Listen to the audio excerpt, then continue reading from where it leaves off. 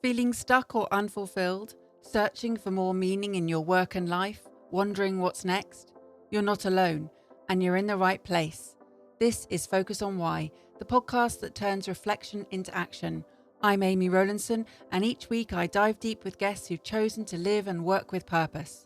Together we explore what drives them, shapes their decisions, and gives their life meaning.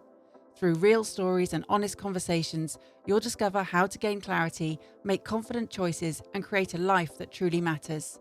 Have a purpose, have a plan, focus on why. Before we get started, have you signed up for my weekly newsletter, Friday Focus?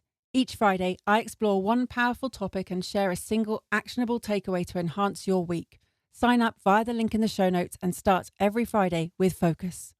Today on Focus on Why, I am joined by Sarah Perugia. Welcome, Sarah. Hi, Amy. It's lovely to be here. Oh, it's lovely to have you. Well, what is it you're focusing on right now? Ooh, what am I focusing on right now? Great question. I am focusing on my flagship program, Women on a Mission. We are iterating that program. We're creating open versions of it. We're creating in-house versions of it. And Amy, my focus has been for the last 18 months around how do we help the mid-level women? So I'm seeing a huge female talent brain drain from organizations. I'm being contacted almost on a daily basis by women in the kind of middle of their career journeys and their life journeys, wanting to talk to me about feeling frustrated, about not knowing what's next, about having wobbles in their assurance and confidence. And so my focus is, how do we help these women have a brilliant time, have wonderful lives, fulfill their career ambitions, and just enjoy their journeys more? Well, I wholeheartedly join you in this mission. It is absolutely a fantastic audience to be targeting because my goodness, did I feel that when I was in that phase. And I'm still probably there. I'm 51 now. So, yeah, I would say that's kind of midlife. What do you define as midlife? So I think, in fact, I would describe midlife a little bit differently to mid-career.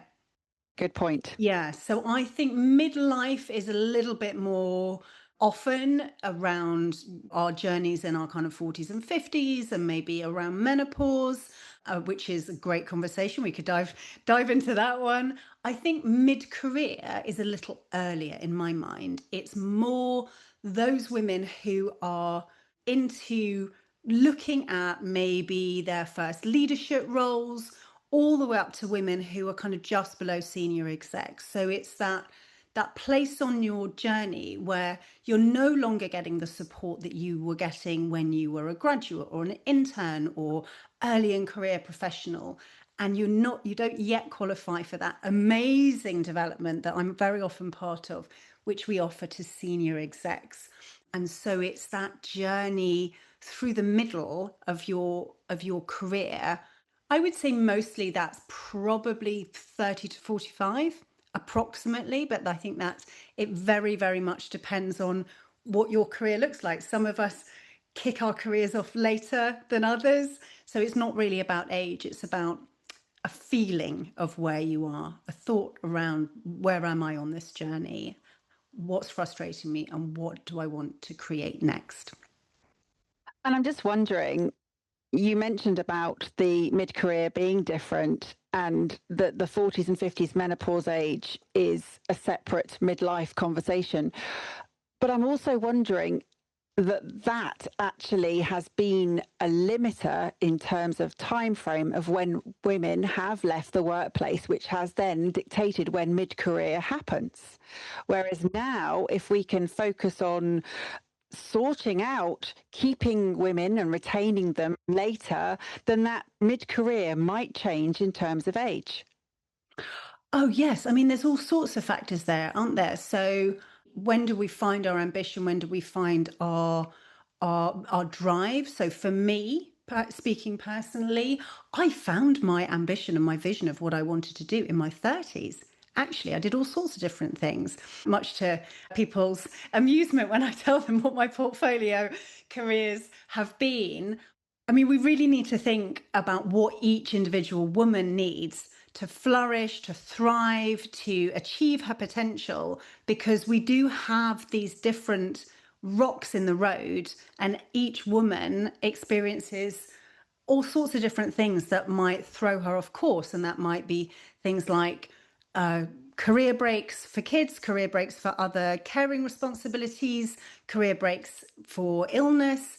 And then also what I see quite a lot, Amy, is actually then menopause, as you quite rightly pointed out, the kind of midlife element that we talked about, that can really be challenging for some women, and that can mean that actually it's really hard for them to flourish and thrive and fulfill their potential.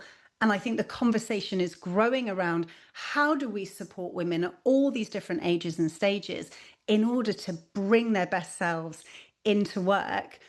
But there can be, I think, invisible challenges for women, because although we are starting to talk about these things, we're starting to talk about menopause at work and the motherhood penalty and career breaks, there isn't, in my humble opinion, enough of a conversation about how do we help women fulfill their potential and stay on the journey that they want to stay on. Now, you say it as a humble opinion, but this is women on a mission. This is quite a loud, vocal, very, very clear path that you are championing. Yes, yes. I should probably have put that in inverted commas, shouldn't I? Really? Yeah, Amy, as you know, have been a women in leadership coach for 20 years. When I first started saying to people that I was a women in leadership coach, I got some funny facial expressions and quizzical reactions. Well, why would you want to be one of those? Well, why do we need a women leadership coach? Or, well, you're not going to get much work then, are you? All sorts of lovely, juicy responses 20 years ago. And now look where we are, where there's women in leadership coaches, there's lots of specialist coaches, there's women's networks popping up and thriving and flourishing everywhere, which is absolutely brilliant. And I absolutely love it. And interestingly, one of the things I've been talking to women about this week is that we're still facing an awful lot of the challenges and blockers and biases we were 20 years ago. Sadly, we haven't solved a lot of the problems that I was already seeing. As you can imagine, I spend my days talking to women.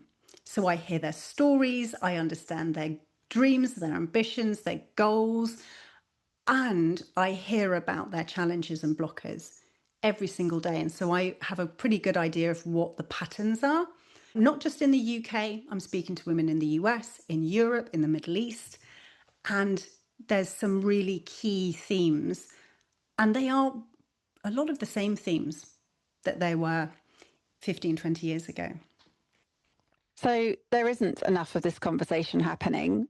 And these patterns across of the world, what is it that we can do to lift these biases, blockers, and challenges? Gosh, I wish I knew the answer to that question and could sort of absolutely give a clear equation to everybody who wants to make this change. I think it's about each person feeling responsible for creating an inclusive environment. Unfortunately, what I think happens in a lot of teams and organizations is there's still, even after years and years of unconscious bias training and talking about bias and inclusion and diversity and equality, there's still an awful lot of unconscious bias in the way that women are treated, in the way that women are led. We still see so much data around the fact that women are promoted based on what they've already done. Men are promoted based on their potential. That in order for women to be heard, they need allyship, they need sponsorship. So many women that I speak to every single day in global organizations that pride themselves on being inclusive are having their ideas taken by colleagues, are being interrupted, are being put last on the agenda. And you think, oh, really? That can't still be happening. Surely that's the story years and years ago. But it's still the story now for the vast majority of women that I'm speaking to. So I think the answer is for every single one of us to feel responsible, to not be passive when we notice, actually that person's been interrupted, or, person X repeated person Y's idea and has now taken credit for it. Don't be passive. Step in, ask a question, invite people to speak, step up for others. Go to that person and say, what can I do in the next meeting to help you get your voice heard? So if we're all constantly being sponsors and allies, then I think we can all make a difference. And are we also guilty of not speaking up, of putting ourselves last on the agenda and allowing the interruptions to take place? Yeah, that's an interesting one. So I think sometimes there can be an internal bias. So I think we have internalized misogyny. We have internalized sexism. There was a really interesting conversation in a group that I was in this week around how it was a mum who was called into school and was told by the teacher that her daughter had behaved selfishly because the little boy sitting next to her at lunch had forgotten his lunch, and the little girl didn't halve her lunch and share it with him, and the teacher said that this was selfish. And the mum said her first response was to apologize and say, oh yes, how awful. And then she got home, and interestingly, this is a woman in leadership coach, the mum, right? So she's all about female empowerment. And she said it wasn't until she'd walked home that she realized, would they ask a boy the same thing? Would they call a boy selfish for not sharing his lunch? I don't know. We can't, create the situation all over again. But there is so much that we internalize in the way that we treat ourselves, in the way that we treat our daughters. And she said that actually what it made her do is rewind every time she had put herself last, every time she stood to eat rather than sitting down at the table and taking a moment, every time she gave the last portion of food to somebody else, every time she put her children's or her family's needs before herself. Because what she thought about was, first of all, I didn't stand up for my daughter with the teacher, but also how often am I unconsciously giving my daughter the signal that she should be self-sacrificing in order to be not labeled as selfish or unkind? Because as women, we're told to be nice, accommodating, kind, caring. And when we're not, it can be seen really quite negatively. So I think you make a really interesting point, Amy, that all of us can always take a moment to say, what's within my circle of control? What can I do differently? How can I think about this situation differently? It's really only our thinking and behavior that we can control. But, to be constantly reflecting on that and making sure that we are not putting ourselves last. Yeah, and standing up for ourselves and taking our space and role modeling that for others. It's such an interesting story that you share, and you probably don't know the answers to so many questions I've got about this particular story, in such that why was this particular girl singled out as it being her responsibility to share her lunch? Was it not a case that there were other solutions available? Could not several people have shared a small bit? And why was it not the responsibility of the boy to have a different solution, that someone has to forgive or forgo their food for him? Many questions. I know, I completely agree with you. There's so many unanswered questions there. And, interestingly, I have two daughters they're adults now, 18 and 22. But when they were at primary school and secondary school, they were frequently they were good girls. They were frequently sat next to disruptive, naughty boys and given the responsibility of those boys' behavior. So keep him on track, keep him occupied, etc. So again, it's so interesting, isn't it? That somehow that little boy not remembering his lunch was the responsibility of the girl. And I see that kind of take responsibility, take care of the errand boy or the boy that's failing or the boy that, hasn't got his act together. And I think there's a lot of that rescuing that we do in adult life as women and that we're expected to do, that it's the norm. I speak to women so often who have a lot of invisible emotional work that exhausts them. And a lot of that is making sure other people that other people have what they need, that things are in place, that things are organized and ordered and provided, because you're sort of constantly there ready to sort of catch the spinning plates in case they fall. So yeah, it's absolutely fascinating story, isn't it? And tells us a lot about society. I wish I could have been there to support that mum. Yeah, and I guess hindsight's a powerful thing. But what I'm hearing is that this work that you're doing, and you're in many ways surprised that it's still a conversation to be had, but if it's being perpetuated in early years, it's going to continue to show up in the workplace at the point where you then come into play. And it just seems to be that we need to get to those who are younger. I think it's all sorts of things, Amy. So first of all, statistically things are better. So if we were to look at the data, I think it'll still take something like 200 years before we have gender equality in the UK at the rate that we're progressing. We have also seen things move backwards in certain countries, but so overall the data is showing progress.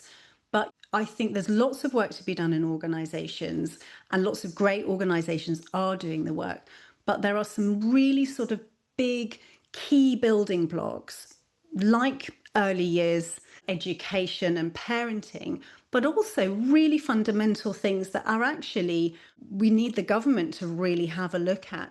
So things like the fact that it's okay to give women and men in heteronormative couples different parental leave. That perpetuates the motherhood penalty. If you are a family living on two salaries and it's going to cost you a lot more for the man to take the 6-month career break than the woman, well, of course, it's going to be the woman that takes the break. And once you've taken 1, 2, or 3 career breaks, you are then the lower earner. So then you take the part-time flexible job, or you take on more of the invisible work because you've been the person. I could go on, but actually just something as fundamental as give everybody equal opportunities to be paid paternity pay or maternity pay so that they can build a relationship with their kids, learn to be hands-on parents, so that as those children grow and as each person builds their career, there's equality at home and in the workplace. Now, you've mentioned invisible several times, invisible challenges and this invisible emotional work that's going on. There's so much that is not explicitly visible that is happening beneath the surface. Tell me more about this invisible element. So I think this is one of the biggest challenges, or one of the most common challenges that I hear about in my coaching sessions with female leaders is actually, it's not, yes, it might be the bias they experience in the workplace, etc. But actually, the thing that's exhausting them is this, in inverted commas, invisible work. So it's the thing that no one else sees. So all of the things on our minds, if we were to sit down and write a list and go and go and go and keep writing and keep writing and keep writing, all the different things that we are thinking about, that need doing, that we're planning, that we're organizing, that we're worrying about. And it might be emotional support, it might be logistical. There was a great example of this. I was doing a panel discussion and I was interviewing 3 female surgeons talking about their career journeys and their biggest challenges, and obviously also their absolutely amazing achievements. And one of the women talked about cycling to her hospital to go and do life-saving surgery and worrying about who had clean socks. And she said, my husband, who is not a surgeon and not saving lives, is not worrying about the socks. And do you know what, Amy? There was 400 people in that audience, mostly women. She got a round of applause, huge round of applause, because we don't talk about it. It's not glamorous. It's not the thing we're supposed to be presenting to the world. We're presenting engagement and charisma and confidence and leadership and all of that juicy stuff.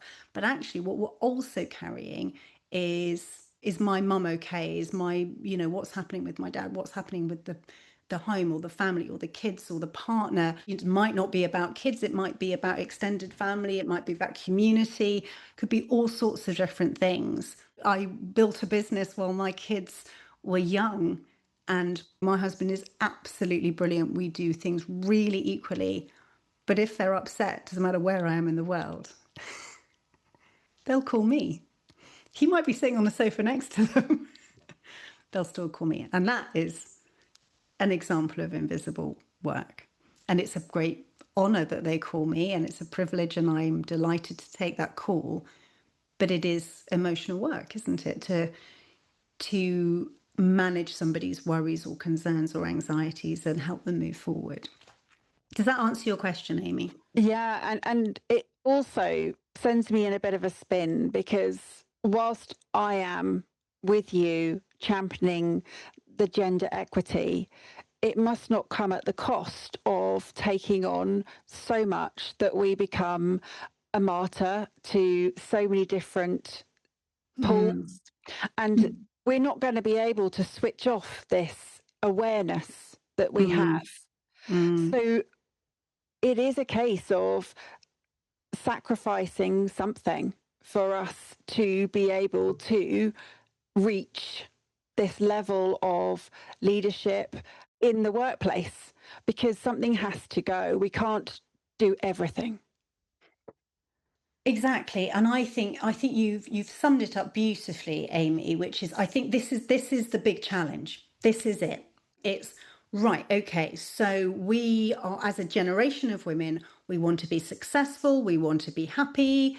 We want to be able to support our, home lives. So how do we manage all of that? Because at the moment, it's looking like an awful lot of women carrying too much. So I think there's a journey to be had around how do we negotiate that at home? How do we make that workload less invisible and have real, open, honest conversations with those around us around, this is what I'm carrying, how can you help me? But also, I have this wonderful conversation at the beginning of Women on a Mission.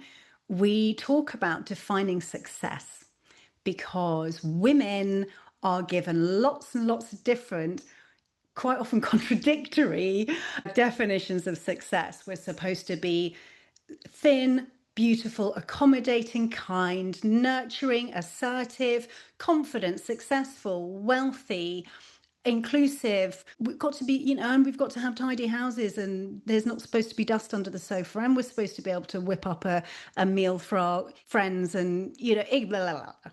It goes on and on and on, doesn't it? And you think, well, actually, what we need to do as women, this is what we do on the program, is we start to say, right, okay, are there any of these definitions of success that I've been given that actually maybe I'm going to let go of?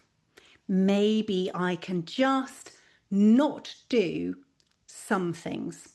Maybe that doesn't need to be done. Maybe that can be delegated. Maybe that can be shared.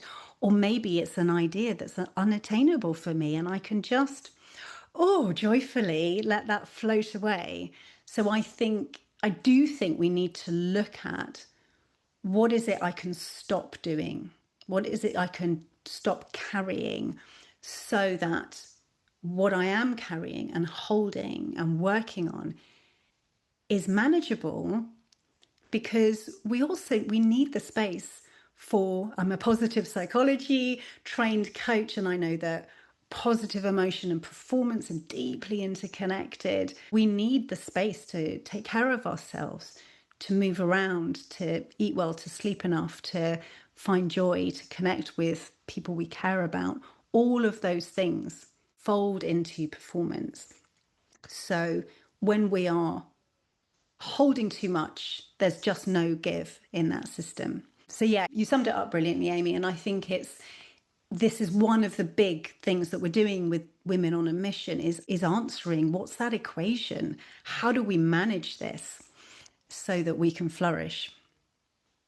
And you mentioned flourishing, joy, and all of the core needs of sleeping, eating, movement that will get us to okay. What about the big topic for me, purpose? Where does that fold into all of this? Well, as you can probably tell by the title of my program, Women on a Mission, mission purpose, values, all of these things are incredibly important.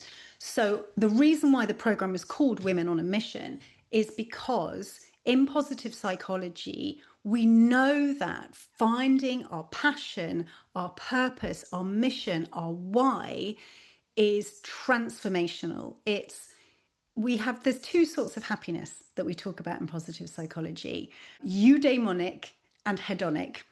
And the eudaimonic happiness is really centered around purpose, is knowing what matters to me, what gives me a sense of identity, a sense of purpose, what feeds into my core values, what really matters to me.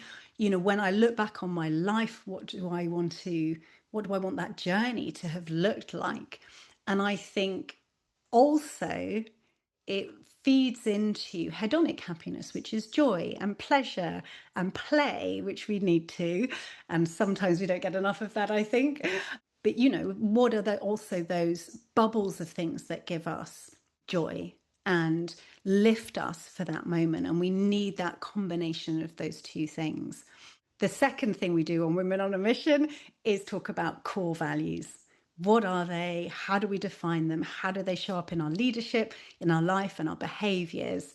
And then we fold them into creating a leadership mission statement, because I think when we have that North Star, it enables us to go back to that equation that you so beautifully talked about, Amy, which is, okay, I've got too much going on here. What do I let go of? And if we've got a North Star, it's much easier to think about, how do I prioritize what matters? Because I know what matters, because I've done the work. And so it's easier then to put down some of the load.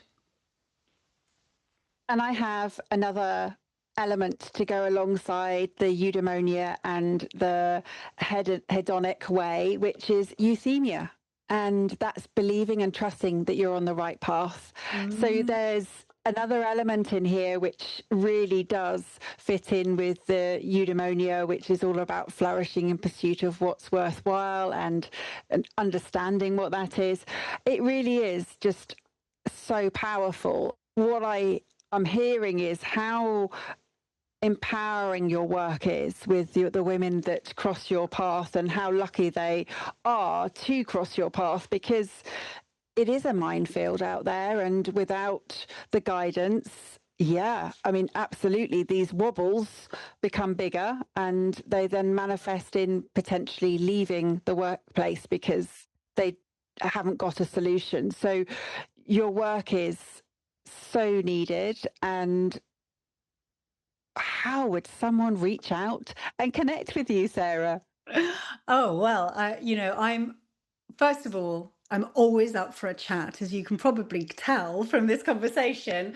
So you can find me at sarahperugia.com. I'm also on LinkedIn, and you can find my Calendly link. So absolutely book a cup of tea, virtual cup of tea with me. I absolutely love hearing people's stories. I love understanding what people are going through. And I really do have a no woman left behind passion for my work. So, whatever you need, get in touch with me. I'd love to hear what's going on for you, and I will absolutely do my best to help and support. Well, all the links are in the show notes, so that's easy. I have two questions remaining. I mean, I've got many, Sarah, but before I ask you for final words, I just want to ask you around your values Mm, and how they are focused with this work. How are they aligned? mm. Well, so I would say my two most important values are curiosity and kindness. So one of the things that really drove me towards thinking about gender equality and women was being the daughter of a single parent in the 70s and watching my mum need to navigate all kinds of bias that no one should ever have to navigate because she was a single woman and it didn't fit with lots of people's idea of how things should be. And so I would crystallize that down to just a lack of kindness and a lack of curiosity. So I think that when we approach other people, conversations, life with curiosity. Who is this person? What matters to them? What's their lived experience? How can I help them? And then, really thinking about what role might I play? How might I really listen at the highest level to this person? That combination of curiosity and kindness, I believe, can change lives. It can change the world because to me, it's a lot of it is about helping people live a life that they enjoy and living a life that I enjoy. And when I know that I've lived those values of curiosity and kindness, I just have a brilliant day. And I know that I've had a positive impact on others. So they drive everything that I do, Amy.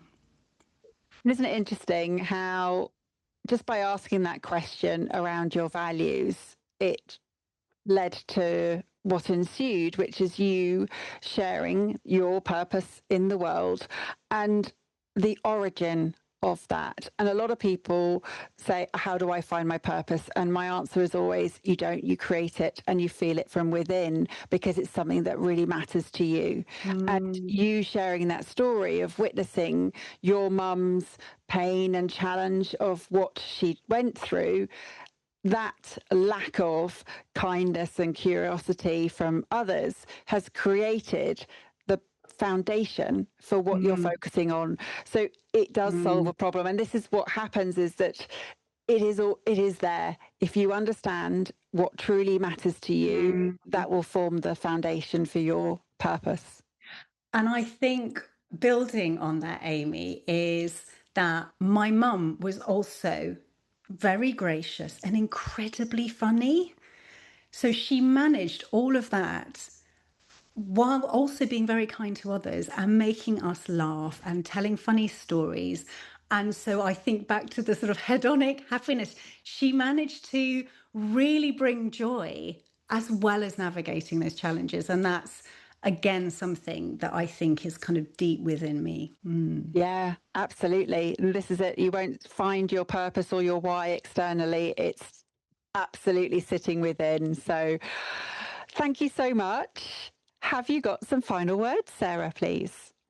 Oh, my final words are if you are a woman who is listening to this conversation and any of this is resonating with you, then my call to action is to take even 5 minutes for yourself to go for a walk, to take a breath, to listen to some music, to drink a cup of tea in the garden, to just take a moment for yourself and think about what do I really need in the next 5 minutes, in the next hour, in the next week, and really set that intention around creating what you need gently and purposefully, and perhaps maybe looking for those small pauses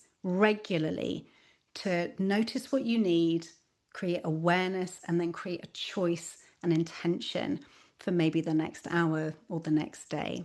So yeah, that would be my call to action, is take a moment for yourself. That's a wrap for today, but the journey doesn't end here. Share your takeaways, leave a review, or post your insights. Your voice helps others discover the value of these stories. Want to dive deeper into purpose? Check the show notes for ways to work with me. Get a copy of my book or to sign up for Friday Focus, my weekly newsletter packed with clarity and inspiration. Have a purpose, have a plan, focus on why.